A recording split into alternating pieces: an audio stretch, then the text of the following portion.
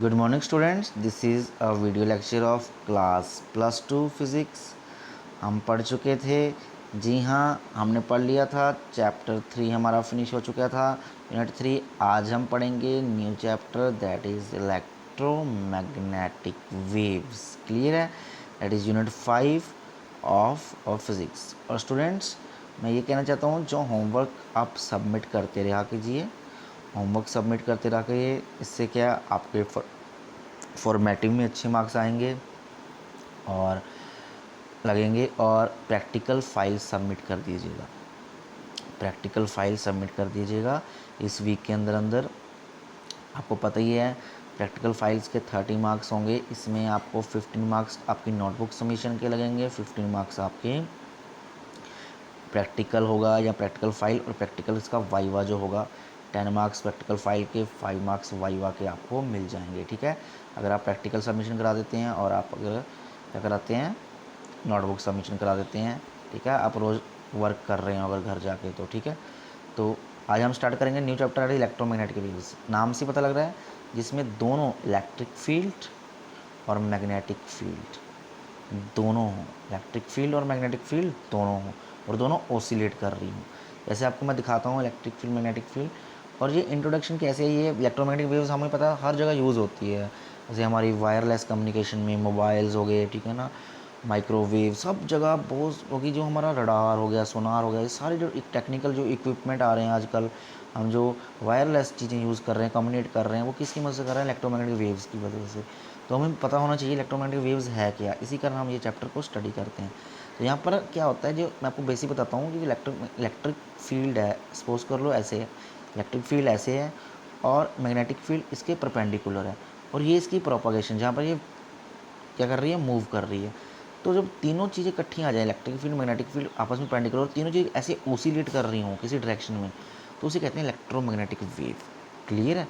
और ये हम कह सकते हैं, in this electric and magnetic field both oscillates in the direction of propagation. Okay, तो इस चैप्टर में आपको डिस्प्लेसमेंट करंट, आज मैं डिस्प्लेसमेंट करंट के बारे में बात करूँगा। ठीक है, इसकी आपको डेरिवेशन डिलीट कर दी गई है, बट आपको आइडिया तो मतलब कि इसके बारे में थोड़ा बेसिक पता होना चाहिए आपको। ठीक है, इसी कारण आगे समझ आएगा। तो वो हम जानते हैं, एक थ्योरी के एक कहानी है एक तरीके की, वो आप सुनते हैं। ठीक है, आपको हमने पिछले चैप्टर में पढ़ाया है, यानी कि मैग्नेटिक एम्पियर सर्कुलर लॉ आपने पढ़ा है, B.dl mu not I enclosed, ये आपने स्टडी किया हुआ है। अब अगर हम बात करें, तो उन्होंने क्या किया, मैक्सवेल जी थे जो साइंटिस्ट, 1864 में, उन्होंने एक पैरेलल प्लेट कैपेसिटर का एक एक्सपेरिमेंट किया, जिसका जिसमें डिस्प्लेसमेंट करंट की डिस्कवरी हुई। जैसे देखें, उन्होंने क्या किया, तो पैरेलल प्लेट्स लिए ऐसे, और यहाँ पर मान लिया अगर करंट पास हो रहा है, सोर्स AC दे दिया हमने यहाँ पर, अगर करंट पास हो रहा है I, अगर करंट I पास हो रहा है, तो यहाँ पर हम मान सकते हैं कि एक सर्कुलर कॉयल कैरिंग करंट, एक लूप मान के चलते हैं यहाँ पर, एक लूप मान के चलते हैं यहाँ पर B, और एक लूप मान के चलते हैं यहाँ पर A, और सेंटर में मान के चलते हैं एक पॉइंट C, या लूप मान लेते हैं सेंटर C।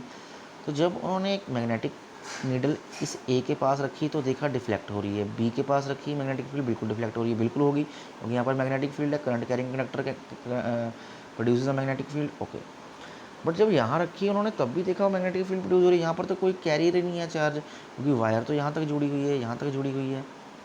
ठीक है ना, वायर्स जो हैं वो सिर्फ यहाँ तक कनेक्ट कर रही हैं, यहाँ तक कंडक्टिंग है, यहाँ पॉइंट तक, इस पॉइंट तक, इस पॉइंट तक। बट इस वक्त मैग्नेटिक फील्ड उनको दिखने लग गया। तो ये क्या था, तो यहाँ पर तो ये फिर से ज़ीरो हो गई इक्वेशन। क्यों? क्योंकि अगर यहाँ पर करंट ही नहीं है, यहाँ पर करंट नहीं है, तो यहाँ पर मैग्नेटिक फील्ड कैसे आया?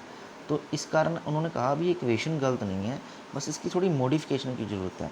ठीक है ना, तो वो मॉडिफिकेशन के लिए आपको थोड़ा समझना पड़ेगा कि अगर हम इसमें सोर्स दिया हुआ है अल्टरनेटिंग करंट का, यहाँ पर पॉजिटिव, यहाँ पर नेगेटिव, यहाँ पर नेगेटिव, यहाँ पर पॉजिटिव, यहाँ पर लिखा मैंने, क्योंकि जो पोलैरिटी होती है अल्टरनेटिव करंट की, मतलब चेंज होती रहती है, कभी पॉजिटिव कभी नेगेटिव। पता है ना आपको, अल्टरनेटिव करंट की ऐसी डायरेक्शन पॉजिटिव नेगेटिव।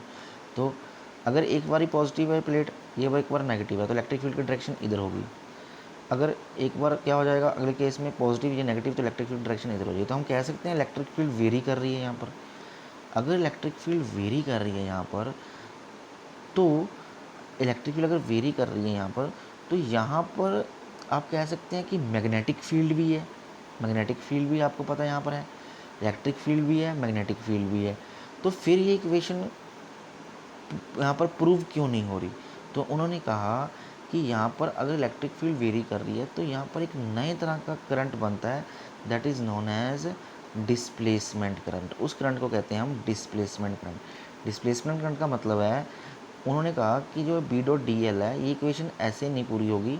इस इक्वेशन में आपको ये देखा, ये इक्वेशन बनी, दैट इज़ मॉडिफाइड, इसे कहते हैं Maxwell modified ampere circular law, या मॉडिफाइड मैक्सवेल इक्वेशन, या मॉडिफाइड एम्पीयर सर्कुलर इक्वेशन। ठीक है, इसमें देखा ये आई करंट जो कंडक्टर में पास हो रहा है, प्लस कर दिया उन्होंने जो आई डी जो सेंटर में करंट था, आई डी नाम दे दिया उसे। ठीक है, और उसकी वैल्यू होती है epsilon naught d phi by d t. F I मतलब इलेक्ट्रिक फील्ड की फ्लक्स, मतलब इलेक्ट्रिक फील्ड की फ्लक्स मतलब यहाँ पर इलेक्ट्रिक फील्ड वेरी कर रही है ना, तो वहाँ पर इलेक्ट्रिक फील्ड की फ्लक्स होगी, इलेक्ट्रिक फील्ड लाइन्स होगी, तो इसे कहते हैं डिस्प्लेसमेंट करंट। क्लियर है? तो यहाँ से नया हमारे पास लॉ बना, that is modified ampere circular law. Clear है? जो इसे मैक्सवेल ने आगे कैलकुलेट किया था, तो उसने मॉडिफाइड कर दिया इसे, तो this is a displacement current. Clear है? तो आज अपन इतना ही करते हैं, बाकी आपको सबमिट करते रहिए होमवर्क। ठीक है, आज आप इसके स्टडी करिएगा, रीड करिएगा केयरफुली, बाकी बातें आप बाकी क्लास आगे चैप्टर कल पढ़ाएंगे। ठीक है, थैंक यू।